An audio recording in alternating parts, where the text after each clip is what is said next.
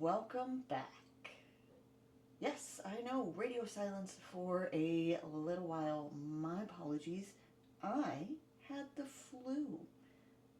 Do not recommend. Not fun whatsoever. I generally don't get sick. I have a pretty healthy immune system, pretty healthy diet, and exercise a lot, and this just knocked me straight out for pretty much the past 2 weeks. About a week of fever and chills, followed by huge low energy spell. So this is your PSA from me to you. Get your flu shot, wash your hands, and if you're sick, please mask up. I know it's not comfortable, but if you have to go out in public in this day and age, it's really just the most courteous thing to do.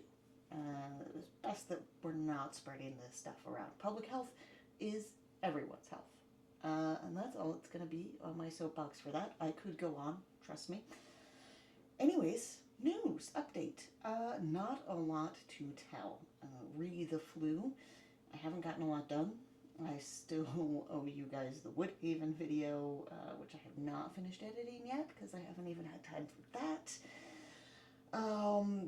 And I owe you some Instagram posts of previously completed stuff, and I just haven't really been doing a whole lot of painting. I really just got back at the paint desk this week between being sick and the low energy and then catching up on everything else in my life that kind of put on the back burner. We're just getting back to it, so bear with me. It does unfortunately really wipe out that little bit of extra time that I bought myself by cracking through painting Woodhaven so quickly.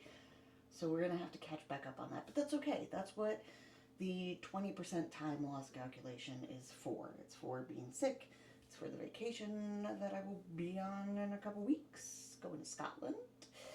And all those types of things. So while I'm not excited that I lost all that time, I think we're still well within the realm of completing our goal of finishing painting all this stuff by the end of the year. Other update news, there has not been any movement on the Caves Pledge shipping. They should be starting to ship unpainted, I cannot speak this evening. Unpainted pledges should start shipping this week sometime.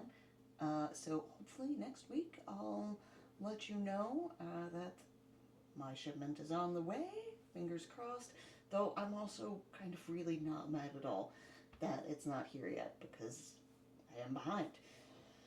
And I think that's pretty much all the updates from the paint desk this week. Very short, very sweet. I will hopefully have a tons more information for you next week. Really hoping I can get the Woodhaven video out before then. We'll see how things go. And yeah, that's it. Aside from, I have a little package that I saved for you guys. This actually arrived before I got the flu. But I think you all might enjoy it. It's fun to share. This comes all the way from, as I cut my finger open, Quincy, Massachusetts, and my somewhat friendly local game store of Alpha Omega Hobby. Thank you guys for sending this to me. They've been wonderful to work with. I've gotten several packages from them. They're kind of my go-to when I need something D&D related or miniature painting related. I'll check them out first, see if they've got it, and try and get it from them. Otherwise, I move on to whatever the next friendly, not-so-local game store is. Here we go. Well wrapped. So, these are not miniature related. They are Dungeons & Dragons related. Oh, incredibly well packaged. Thank you guys for protecting these so well. Because these, if you're not familiar with Dungeons & Dragons, sorry about, hold on, let me get through the crunchiness and then I'll explain. You don't want to listen to me over all of what this is going to be.